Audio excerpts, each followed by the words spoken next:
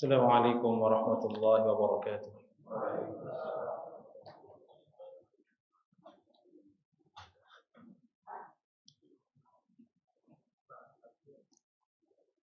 Innal hamdalillah nahmaduhu wa nasta'inuhu wa nastaghfiruh wa na'udzu billahi min shururi anfusina wa min sayyiati a'malina.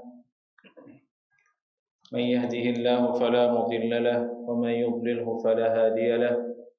Asyhadu an la ilaha illallah wahdahu la syarika lahu wa asyhadu anna Muhammadan 'abduhu wa rasuluh la nabiyya wa la rasula ba'dahu amma ba'd. Hadis berikutnya kajian kita adalah hadis yang babnya diberikan judul oleh Imam At-Tirmidzi, bab ma jaa'a fil nahyi 'an darbil hudud syaqqil juyub indal musibah. Tepatnya hadis dengan nomor 999.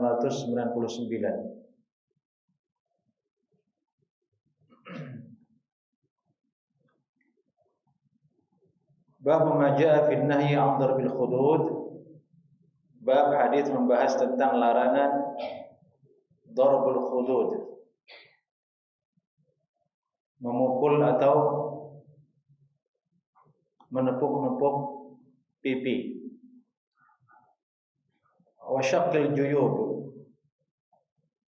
dan merobek al-juyub. Juyub itu leher pakaian, di mana kepala masuk melalui lubang yang ada di baju tersebut. Itu arti juyub. Kemudian diartikan juga dengan kantong. Ada sebagian ulama jaib, ini kan kantong. Kalau ini juyub, kata ulama juyub yang benar itu ini. Lehernya pakaian di mana kepala masuk melalui bagian tersebut. Indal musibah, ketika terjadi musibah. Bahasan ini tentu masih ada kaitannya dengan bahasan sebelumnya, di mana sebelumnya bahasan tentang anjuran bagi tetangga untuk memberikan makan kepada tetangganya yang meninggal dunia, kepada keluarganya, kepada orang yang meninggal dunia, untuk menghibur dia. Maka kemudian dibahas setelahnya tentang sikap orang yang mendapatkan musibah, agar dia bersabar, agar dia tidak melampaui batas dalam berucap, dalam bertindak ketika mendapatkan musibah kematian itu. Dari itu Nabi SAW melarang beberapa perkara, mengharamkan perkara-perkara untuk dilakukan ketika seseorang tertimpa oleh musibah kematian. Hadisnya berbunyi, qala haddatsana Muhammad bin Bashar qala haddatsana Yahya ibn Sa'id an Sufyan qala haddatsani Zubayd al-Ayami an Ibrahim an Masruq an Abdullah an Nabi sallallahu alaihi wasallam qala laysa minna man shaqqa al-juyuba wa darba al-hududa wa da'a bi da'watil jahiliyah. Nabi sallallahu alaihi wasallam bersabda, laysa minna man shaqqa al-juyub, bukan bagian dari kami orang-orang yang merobek kantong atau merobek leher pakaian. Wa darbal khudud, dan menampar atau memukul pipinya. Wa da'a bi da'wal jahiliyah, dan dia memanggil dengan panggilan yang mengandung perkataan-perkataan jahiliyah. Imam At-Tirmidzi berkata, hadis ini hadis yang hasan lagi sahih.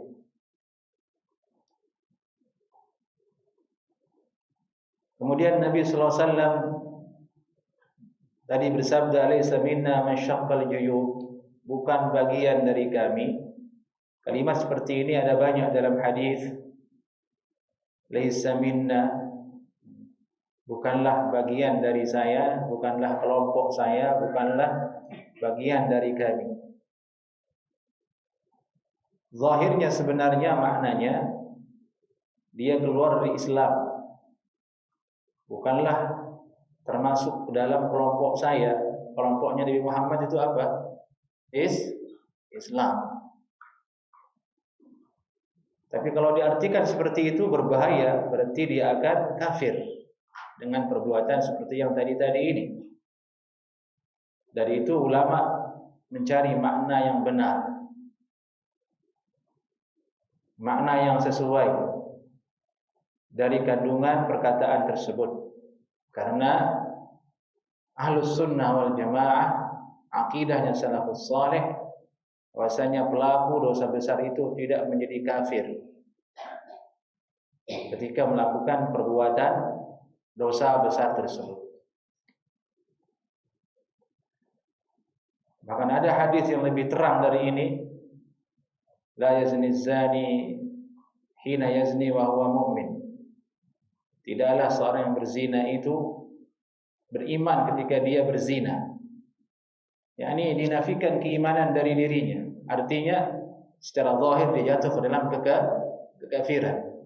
Tapi makna seperti ini ditakwil oleh ulama agar sesuai dengan metode, sesuai dengan manhaj ulama salaf. yakni orang yang beriman jika jatuh ke dalam dosa besar tidak menjadi kafir. Maka demikian juga ucapan ini, sabda ini, laisa minna, bukan bagian dari kami. Itulah mengatakan walaisal muradu bihi ikhrajuhu 'anid din. Bukan maknanya, bukan maksudnya mengeluarkan dia dari agama Islam, bukan. Tapi untuk mengancam agar orang yang mendengarkannya menjauhi sejauh-jauhnya dosa tersebut, tidak mendekatinya. Lizzajr, ini untuk memberikan efek rasa takut yang kuat agar tidak mendekati perbuatan dosa tersebut.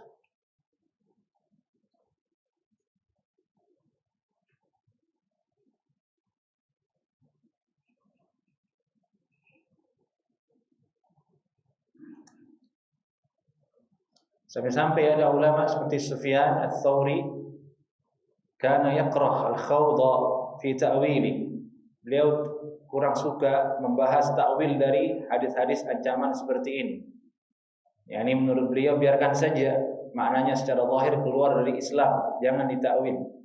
Maksudnya apa? Supaya orang yang mendengarnya tidak melakukan dosa tersebut.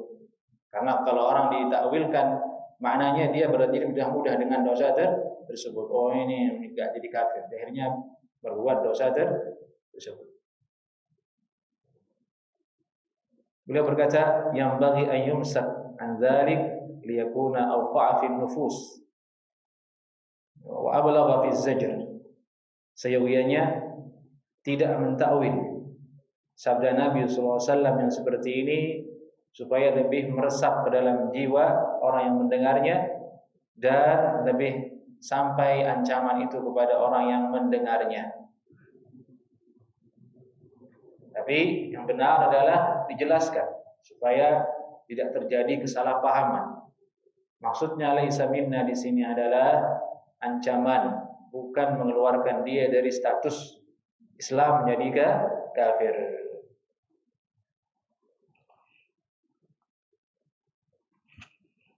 Dan sekaligus kalimat seperti ini menunjukkan bahwa dosa tersebut dosa besar. Laisa minna, bukan bagian dari saya. Ini Nabi SAW berlepas diri darinya. Tidak ada hubungan saya dengan dia. Tidak ada syafaat. Tidak ada hubungan sama sekali. Dosa besar berarti. Man syaqqal juyub, orang-orang yang merobek pakaiannya. Ini leher pakaiannya atau kantong bajunya.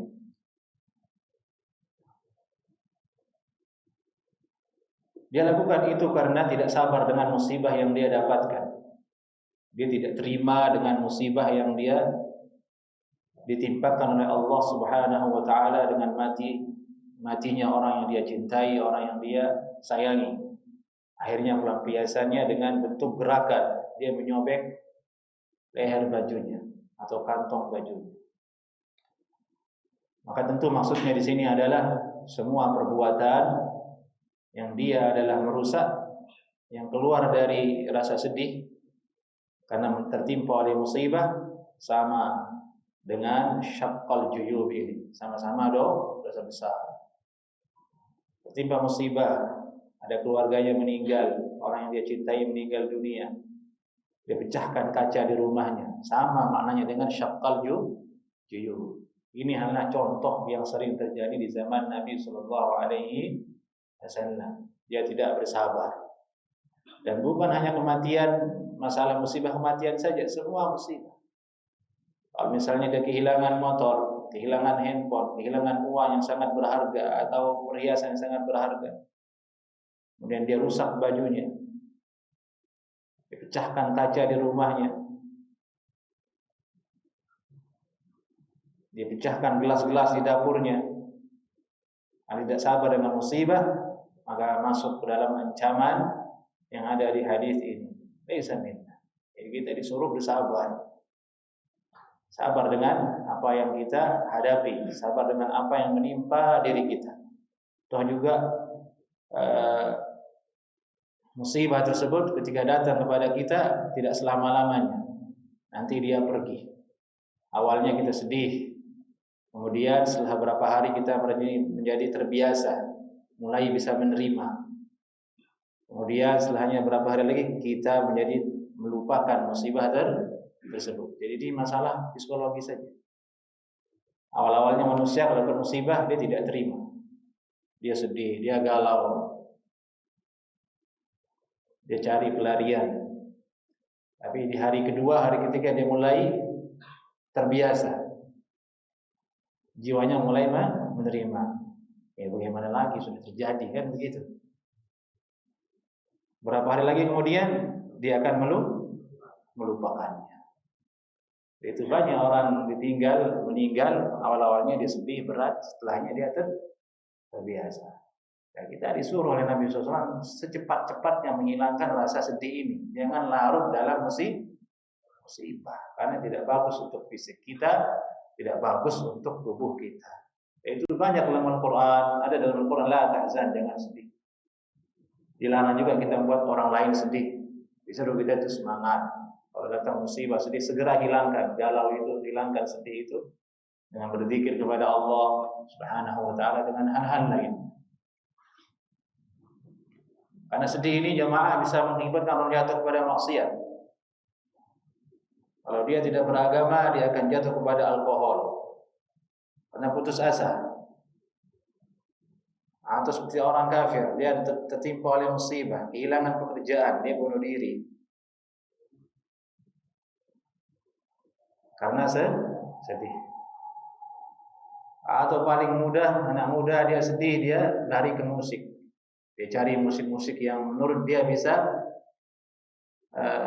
menghibur dirinya, tapi bukannya terhibur, tapi malah menjadi semakin sedih. Mungkin ketika dia dengar dia merasa ringan, tapi setelahnya sedih lagi, bertambah lagi, tidak ada jalan keluar. Ini barangkali hikmah. Kita disuruh bersabar baik dengan perbuatan, jangan merusak. Wadarabal khudud, dan orang-orang yang memukul pipinya, yang mencederai dirinya sendiri. Maksudnya bukan hanya pipi yang dilarang oleh Nabi SAW, bagian lain juga sama. Kalau dia pukul pahanya juga sama maksudnya. Tapi itu yang sering terjadi dan biasanya di kalangan perempuan. Di kalangan perempuan dia tidak sabar, dia pukul-pukul pipinya begini dan sebagainya. Atau seperti perbuatan orang Syiah di hari ini, dia merasa sedih dengan kematiannya Husain radhiyallahu taala anhu, dia pukul badannya dengan besi dengan sebagainya, melukai dirinya sendiri, masuk ke dalam hadis ini. Perbuatan dosa besar.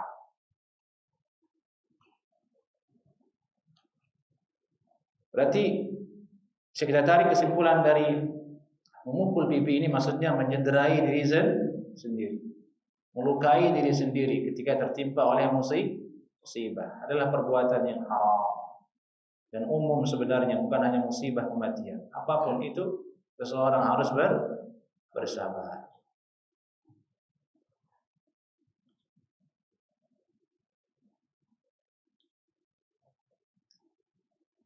Bahkan itu penyakit sakit, penyakit pun kita dilarang untuk mengambil jalan pintas dengan membunuh diri sebagaimana yang dihadis dari seorang sahabat yang sangat pemberani sehingga semua sahabat yang lainnya heran dengan keberaniannya.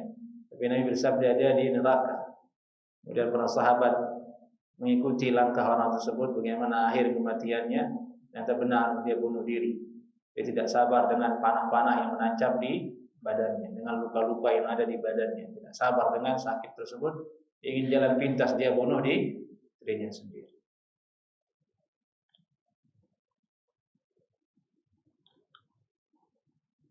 Lebih jauhnya lagi bahwasanya anggota badan kita ini adalah milik Allah Subhanahu wa taala. Allah yang ciptakan, Allah yang berikan.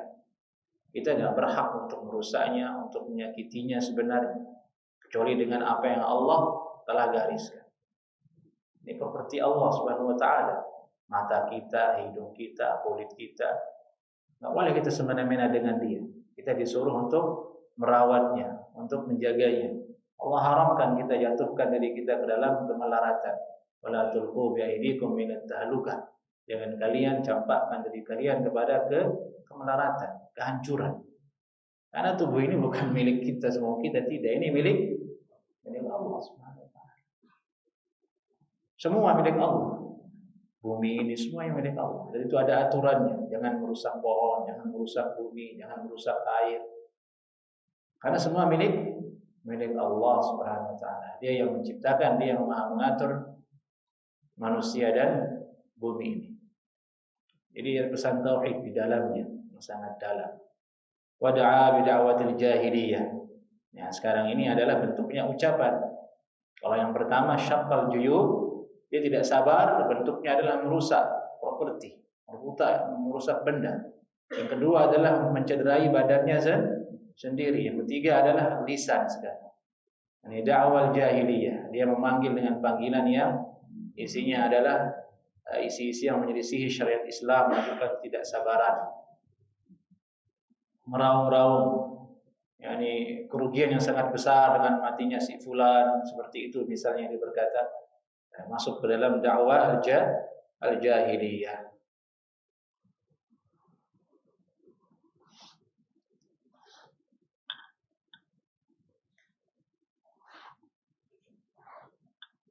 Baik. Kita lanjut ke hadis berikutnya. Bab maja fi karahiyatin nauh. Bab bahas tentang larangan karahiyah, maksudnya di sini haramnya an-nauh. Ini meraung-raung ketika mendapatkan musibah. Nauh di sini adalah salah satu bentuk macam dari dakwah jahiliyah. Dari itu Al-Imam At-Tirmidzi mendatangkan hadisnya. Di antara bentuk panggilan dan bentuk ucapan jahiliyah itu adalah an-nauh, ini meraung-raung. Itu diharamkan.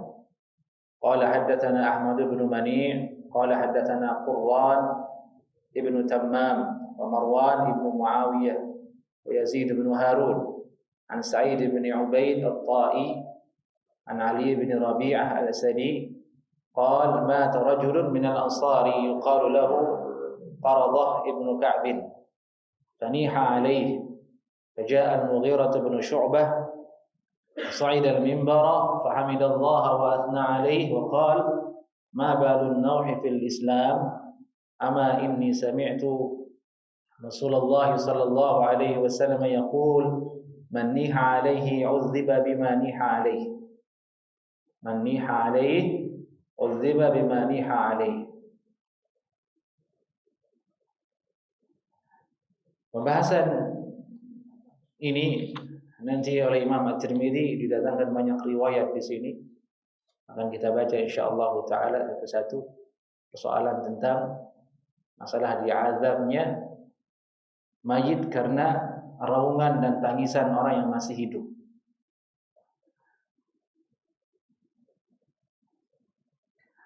Judul babnya hadis ini oleh Imam At-Tirmidzi adalah larangan nauh. Tapi hadis yang beliau datangkan bukan hanya tentang itu, tapi juga perkara lain, yaitu tentang akibat dari raungan itu.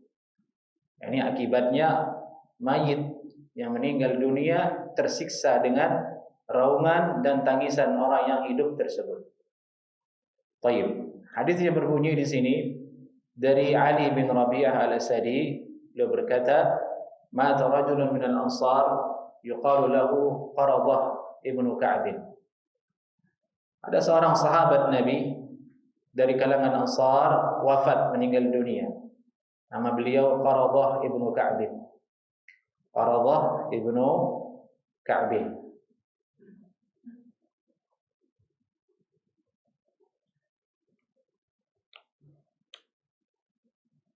Qaradah ibnu Ka'b ini salah satu tokoh yang mulia. Beliau salah seorang yang pernah diutus oleh Umar bin Khattab ke negeri Kufah untuk menjadi ulama fikih di situ. Jadi Umar mengutus beliau ke negeri Al-Kufah. Di situ beliau mengajarkan manusia fikih, bagaimana cara menjalankan syariat Islam. Dan itu salah satu bentuk tugas kekhalifahan dulu di awal Islam. Tugasnya kekhalifahan di Islam itu adalah untuk menegakkan syariat Islam. Diutuslah ulama, diutuslah orang-orang penting oleh Umar bin Khattab radhiyallahu taala anhu ke daerah-daerah, ke negeri-negeri yang di situ belum ada orang yang faqih, belum ada yang mengerti fikih tentang Islam, diutus untuk mengajarkan Islam. Kalau sekarang maksudnya itu tebar dai. Tebar dai. Itu sudah ada sejak di zaman Khalifah Umar bin Khattab radhiyallahu taala anhu. Itu tentang Qaradah bin Ka'b. Meninggal dunia faniha alaih. Kemudian ada orang-orang yang meraung-raung atas kematiannya. Faja'a al-Mughirah bin Syu'bah, kemudian datanglah Mughirah bin Syu'bah radhiyallahu taala anhu, naik ke mimbar, fahamidallah wa athna alaih, membaca alhamdulillah dan memuji Allah Subhanahu wa taala. Dan ini merupakan salah satu sunnah.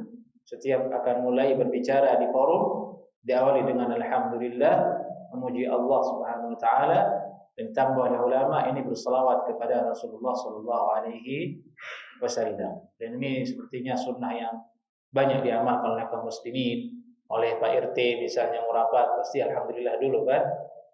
Alhamdulillah, salatu wassalam dan sebagainya. Dan beliau berkata, wa qala ma balun naw fil Islam. Apa gerangan meraung-raung di dalam Islam? Tahukah kalian apa hukumnya? Sungguhnya saya mendengar Rasulullah sallallahu alaihi wasallam pernah bersabda, "Man niha alaih," siapa saja yang diraung-raungi, "Udziba bima niha alaih." Maka orang tersebut, mayit tersebut disiksa karena sebab raungan orang yang hidup tersebut. Ini berarti ada dua masalah di sini. Pertama adalah larangan meraung-raung, niyahah. Kedua adalah bahwasanya orang yang meninggal dunia tersebut disiksa karena raungan dan tangisan orang yang masih hidup tersebut atas dirinya. Nah, bagian yang kedua ini sekarang yang panjang hadisnya di sini, kemudian oleh Imam At-Tirmidzi dibahas bagaimana sih sebenarnya. Tentu di situ ada pertentangan kan jemaah. Ini orang meninggal dunia, menangis bukan perbuatan dia, meraung-raung bukan perbuatan dia, sudah selesai dia. Idza mata ibnu Adam inqata'a amaluhu. Kalau meninggal anak Adam selesai amal perbuatannya, baik perbuatan baik maupun perbuatan buruk. Allah Ta'ala berfirman, wala taziru waziratun wizra ukhra. Tidak ada orang yang berdosa itu menanggung dosa orang lain. Ini satu ayat dan satu hadis yang sahih menunjukkan bahwasanya hal yang berbeda dengan apa yang kita baca ini. Jadi itu dibahas di sini sekarang. Ini hadis yang pertama di sini zahirnya mengatakan bahwasanya orang yang di raung-raungi tersebut disiksa karena sebab raungan orang yang masih hidup tersebut.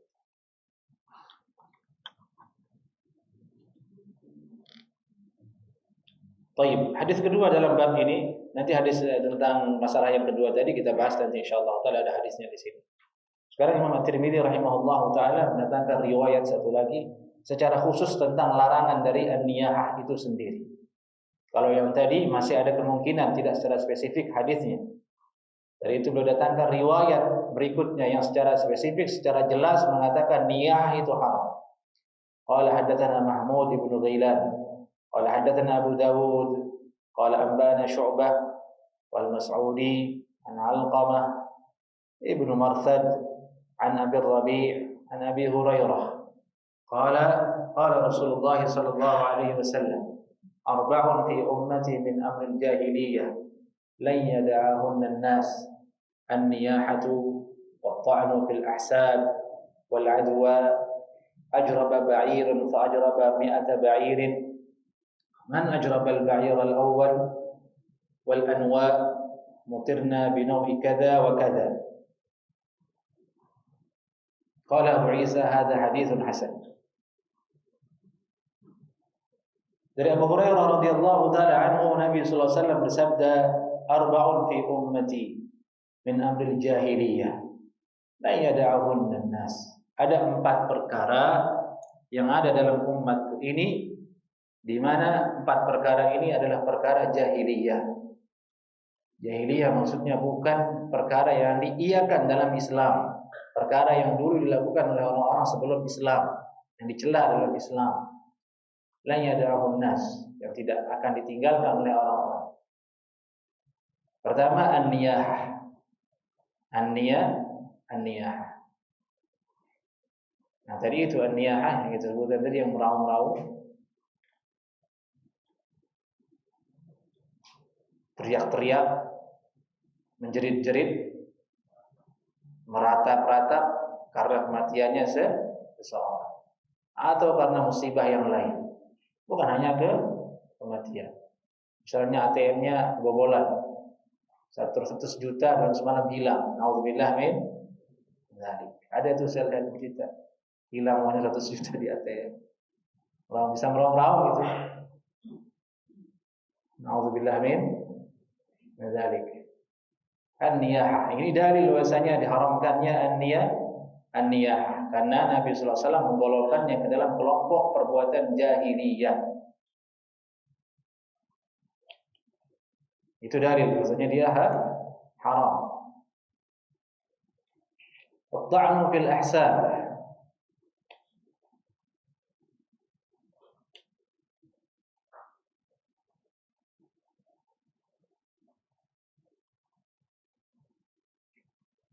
Dan mencela al-ahsab. At-ta'n itu artinya menusuk, memang dalam bahasa Arab menusuk. Itu arti at-ta'n sebenarnya. Tapi di sini maksudnya adalah sesuai dengan makna yang tadi itu, menusuk, yakni mengolok-olok, meledek-ledek, tidak menyukai, membicarakan jelek, meremehkan dan sejenisnya. Menikam itu arti at-ta'n, menusuk, menikam. Fil ahsab, dalam urusan ahsab. Ahsab itu adalah perkara-perkara yang ada pada diri seseorang atau bapaknya seseorang, berupa kebaikan seperti keberanian, kefasihan berbicara yang dimiliki oleh orang-orang Arab terdahulu. Kemudian dia cela bapaknya orang dengan berdasarkan ahsab tersebut. Menjatuhkan, menikam nenek moyang orang lain. Dia jatuhkan kelebihan-kelebihan nenek moyang orang lain, keturunan orang lain. At-ta'an fil ahsab. Kalau dia ingin menikam seseorang, cukup orangnya, jangan kakeknya, nenek, semuanya dia ini. Zalim kan berarti. Nah.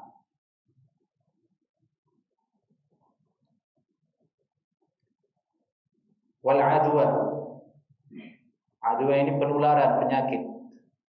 Nah, ini meyakini penyakit itu menular dengan tersendirinya. Termasuk perkara jahiliyah. Karena orang jahiliyah menganggap bahwasanya penyakit menular itu terjadi dengan sendirinya, di luar batas takdir Allah Subhanahu wa taala. Jadi dilanjutkan di sini, ajraba ba'irun. Ada unta yang sakit, fa ajraba mi'ata ba'ir. 1 ekor yang sakit, kemudian tiba-tiba 100 sisanya menjadi sakit karena satu tempat, satu daerah. Menurut orang Arab, ini penularan nih, dan sendirinya terjadi tanpa ada takdir dari Allah Subhanahu wa taala. Dan dibantah, man ajrabal ba'ir al-awwal. memang dengan sendirinya penyakit ini menular tanpa ada ketentuan dari Allah Subhanahu wa taala, lalu siapa yang menularkan onta yang paling pertama? Dari mana dia tertular? Kalau akan ditetapkan bahwasanya dengan sendirinya penyakit itu menular, lalu yang paling pertama terjangkit, dari mana dia tertular? Kan begitu. Orang yang kena corona, siapa orang yang paling pertama kena corona?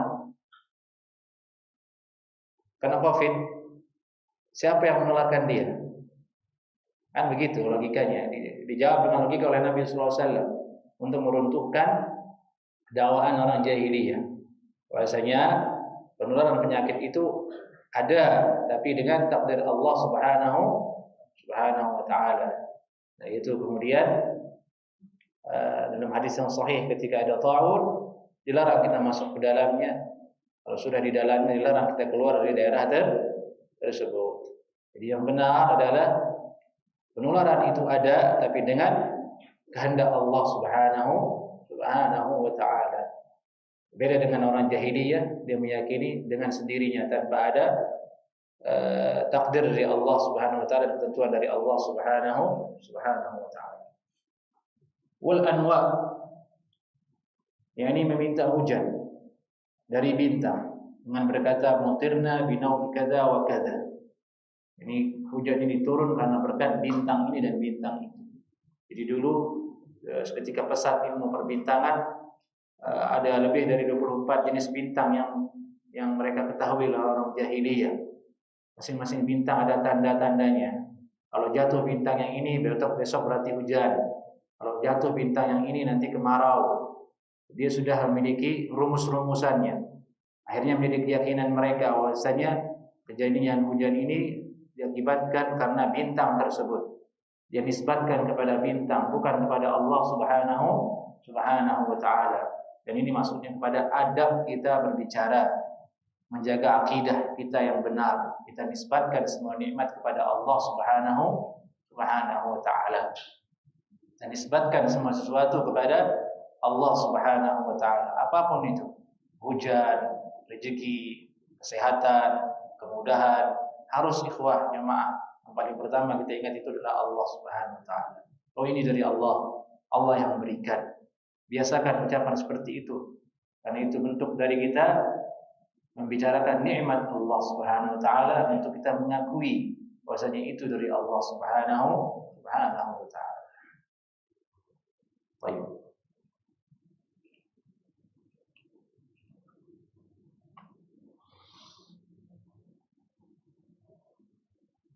Hadis berikutnya, bab ma jaa fi karahiyatil buka 'alal mayyit. Bab bahas tentang makruhnya menangis atas mayit. Ini bahasan sekarang, hukum menangis atas mayit. Tapi hadis yang didatangkan oleh beliau adalah hadis tentang masalah disiksanya orang meninggal karena tangisan orang yang masih hidup.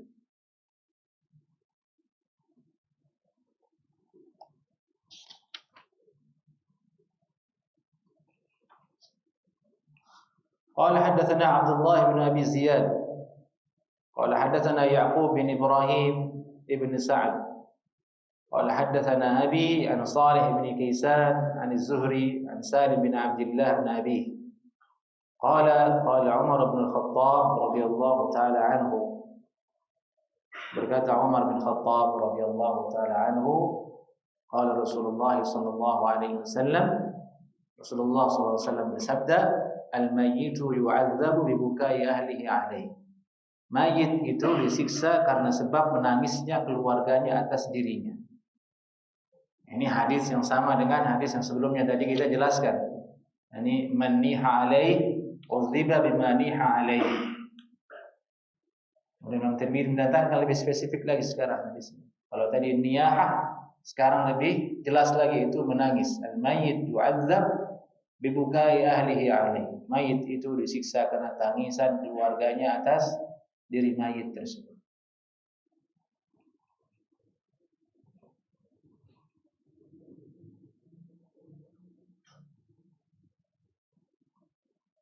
Tangisan di sini kata ulama al-buka maksudnya bukan menangis biasa, tapi tangisan yang disertai dengan ratapan dan raungan.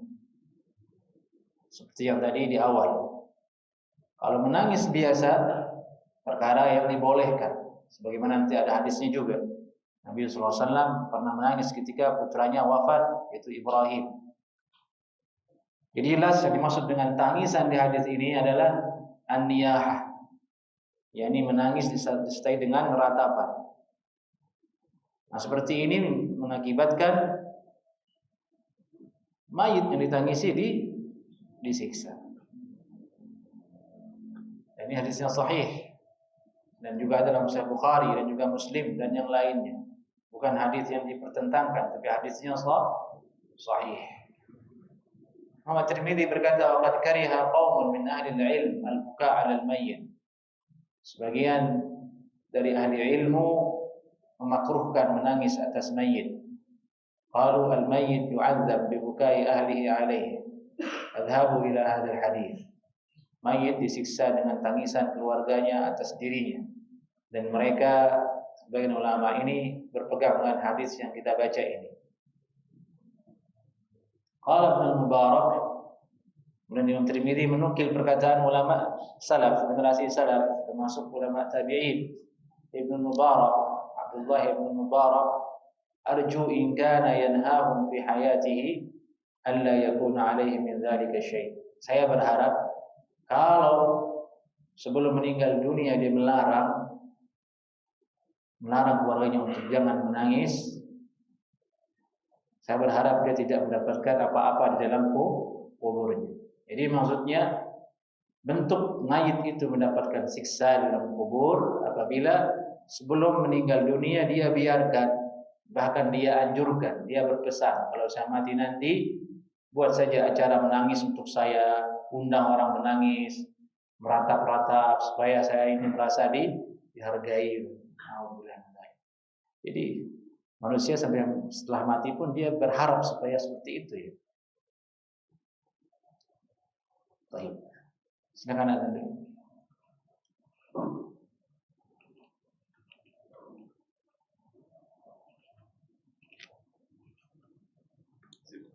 Allah.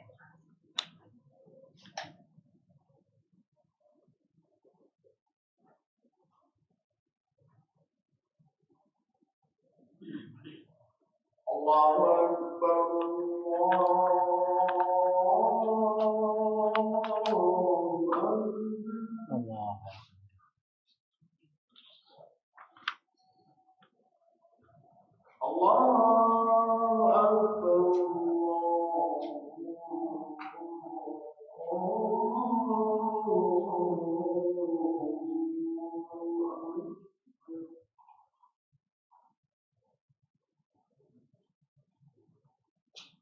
أشهد أن لا إله إلا الله.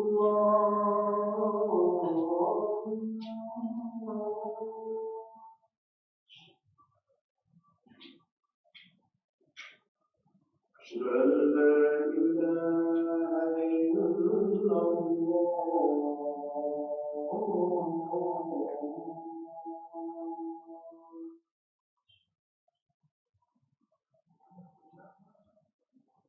أشهد أن محمدا رسول الله.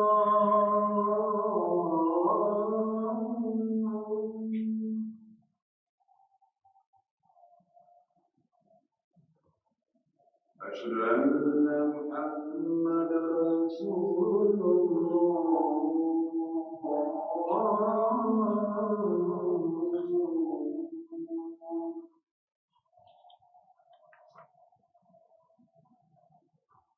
حي على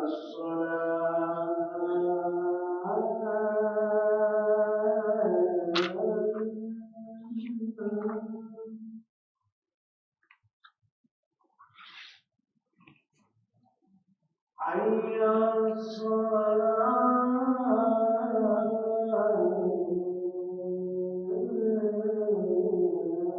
لا حول ولا حي على الفلاح.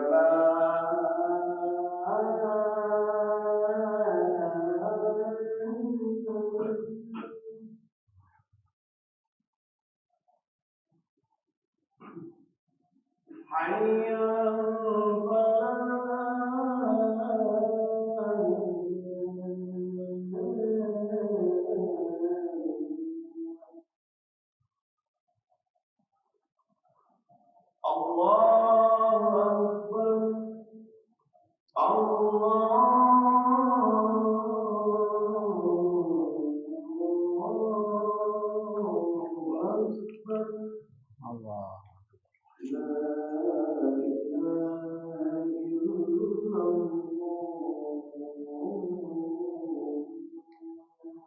لا إله إلا الله محمد رسول الله صلى الله عليه وسلم.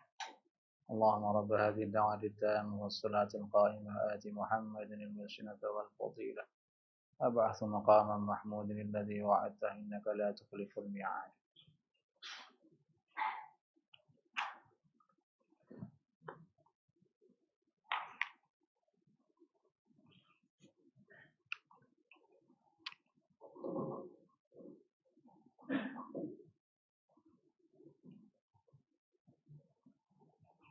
طيب.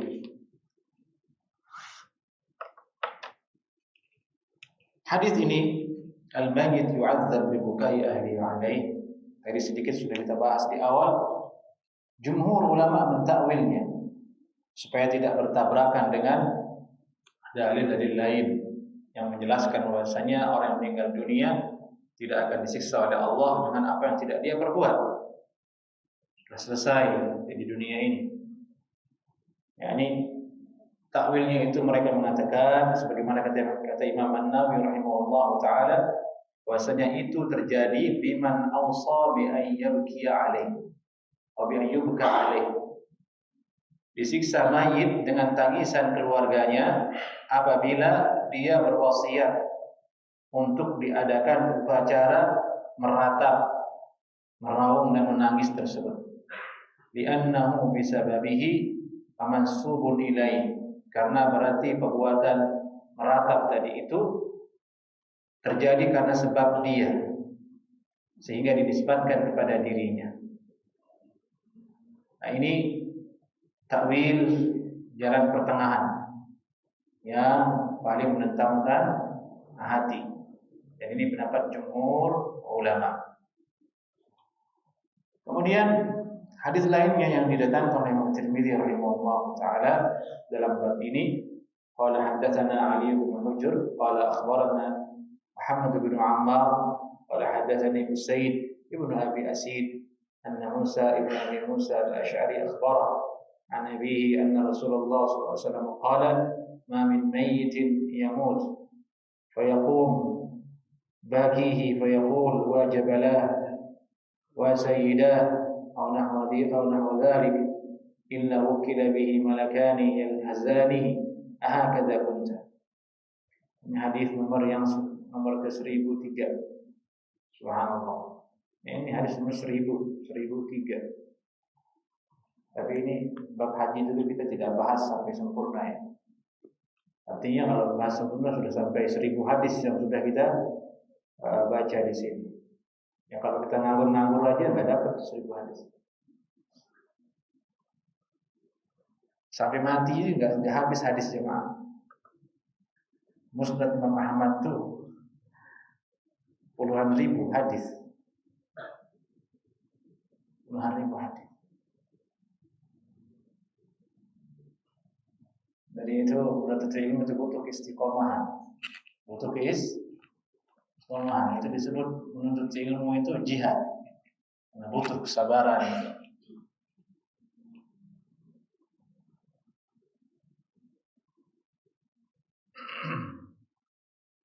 Ini baru Sunan Tirmidzi, belum yang lainnya itu. Sunan An-Nasa'i, Abu Dawud. Sampai kita aki-aki itu nggak habis. Sudah begitu kita malas ngaji, jarang ngaji juga. Terus yang lebih mirisnya lagi sudah begitu kita merasa paling alim. Padahal baru 2-3 hadis yang dia baca. Ini musibah. Ini musibah. Ini aja kayaknya kita sampai hadis yang ke-1000 ini kayaknya nggak ada apa-apa yang kita dapat. Itu pun kita hanya bahas secara saya kupas, saya sampaikan ke jemaah itu yang ini. luar-luarnya saja. Kalau saya akan bacakan dulu awal-awal metode saya kajian Sunan Tirmidzi, saya bacakan sedikit terjemah dari rawinya.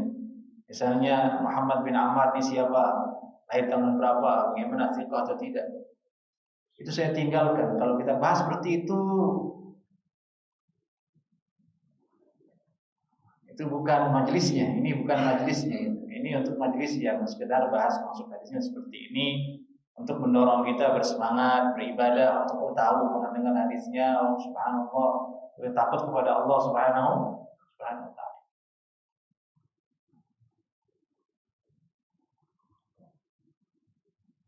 Ya, intinya apa yang tidak bisa kita lakukan secara sempurna, tidak kita tinggalkan semuanya. Nah itu kulluhu lagi sebab Baik, ini hadis Nabi sallallahu alaihi wasallam bersabda, "Ma min mayyitin yamut fa yaqumu baki." Tidak ada seorang mati kemudian ada orang menangis. Menangisi dia, berdiri menangisi dia.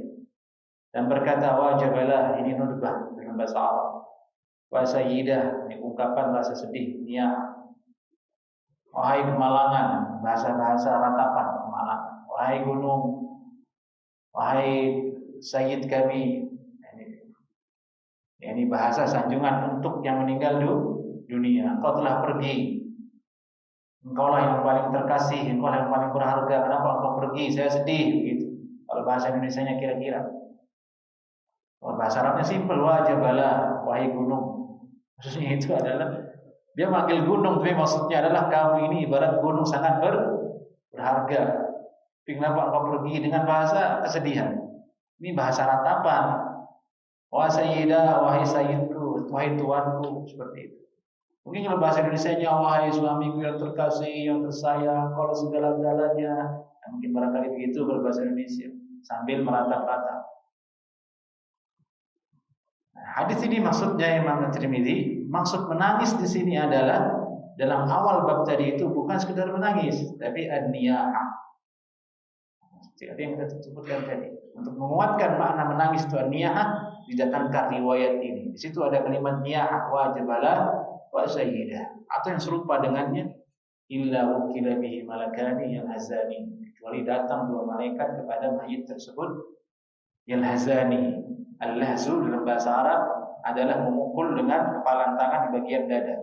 Jadi dibogam itu dadanya mayit itu oleh dua malaikat. Bayangkan dua malaikat, bukan petinju, dua malaikat. Seperti ini kamu di dunia. Ya, ini maksudnya kamu yang berwasiat seperti ini. Ini yang kamu inginkan, niyah di dunia. Jadi ini sekaligus menguatkan maksud dari disiksanya adalah karena dia berwasiat.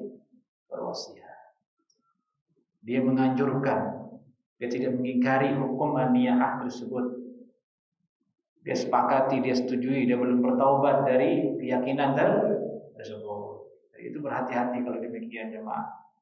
Kita harus bertaubat dari keyakinan-keyakinan yang menyimpang. Keyakinan-keyakinan yang menyelisih syariat Islam. Segera kita perbaiki. Agar kita meninggal dunia dalam keadaan bersih. Keyakinan kita bersih sesuai dengan keyakinan Sunnah wal Jamaah. Akidah kita bersih sesuai dengan akidahnya Nabi Muhammad SAW. Baik. Kemudian hadis berikutnya sekarang ada hadis yang kontra dengan hadis yang tadi. Innal mayyit yu'adzab bi bukai ahlihi alaihi. Itu hadis Aisyah radhiyallahu taala anha. Imam At-Tirmidzi memberikannya judul bab ma jaa fil rukhsah fil bukai 'alal mayyit. Bab bahasan tentang ada keringanan menangis untuk mayit. Bahasan yang sesuai dengan bab ini ada di hadis setelahnya. Hadis yang pertama dalam bab ini sekarang adalah hadis cerita tentang Aisyah radhiyallahu taala. Qala hadatsana Qutaibah qala hadatsana Abbad ibn Abbad al-Muhallabi an Muhammad ibn Amr an Yahya ibn Abdul Rahman عن ابن عمر عن النبي صلى الله عليه وسلم قال الميت يعذب ببكاء أهله عليه. Dari Abdullah bin Umar, Nabi sallallahu alaihi wasallam bersabda, mayit disiksa karena tangisan keluarganya atas dirinya. Faqalat Aisyah, dan Aisyah berkata radhiyallahu taala anha membantah hadis Umar ini. Hadis Abdullah bin Umar. Irhamullah, lam yakun yakdzib walakinnahu wahib. Semoga Allah merahmati Abdullah bin Umar. Beliau tidak berdusta, tapi dia wahim. Wahim itu maksudnya keliru, salah dengar. Jadi ceritanya begini. Hadis yang pertama yang berbunyi mayit itu disiksa karena tangisan keluarganya, itu berasal dari Abdullah bin Umar dan menyebar di kalangan sahabat. Kemudian Abdullah bin Umar wafat, meninggal dunia. Sampailah hadis itu kepada Aisyah radhiyallahu taala anha. Aisyah mendengar itu, beliau menolaknya. Beliau berkata, semoga Allah merahmati Umar. Dari itu orang meninggal dunia kita mengucapkan rahimahullah. Itu cara salaf, dan itu amalan salaf, dan kita ikuti. Kalau meninggal, yarhamullah atau rahimahullah. Lam yakdzib, beliau tidak berdusta, walakin yahim, tapi keliru. Sesungguhnya Nabi sallallahu alaihi wasallam sabdanya itu berbunyi, ini diluruskan oleh beliau, oleh Aisyah, innal mayyit la yu'adzab wa inna ahlahu la yabkuna alaihi. Sungguhnya mayit itu disiksa, benar-benar disiksa di kubur dalam keadaan keluarganya itu menangis atas diri. Maksudnya bukan karena sebab tangisan keluarganya, tapi disiksa dalam keadaan keluarganya sedang menangis. Ini menurut Aisyah radhiyallahu taala anha. Sehingga terjadi perbedaan di sini antara dua sahabat, Abdullah bin Umar dengan Aisyah radhiyallahu taala anha. Kalau Abdullah bin Umar riwayatnya jelas yang kita bahas tadi. Kalau Aisyah sebaliknya, menolaknya. Dan kata ulama, Aisyah radhiyallahu anha menolaknya karena dalil yang lain. Wala taziru waziratun wizra ukhra. Tidak mungkin orang yang berdosa itu disiksa karena dosa orang lain. Dari itu beliau mengatakan, Aisyah, yang benar adalah hadis yang berbunyi innal mayyit la yu'adzab wa inna ahlahu yabkuna alaihi. Ulama berbeda pendapat dalam masalah ini, mana yang diambil, apakah hadis Abdullah bin Umar, apakah hadis Aisyah radhiyallahu taala anha. Keduanya adalah sahabat. Ini contoh. Jika contoh perbedaan pendapat di kalangan sahabat.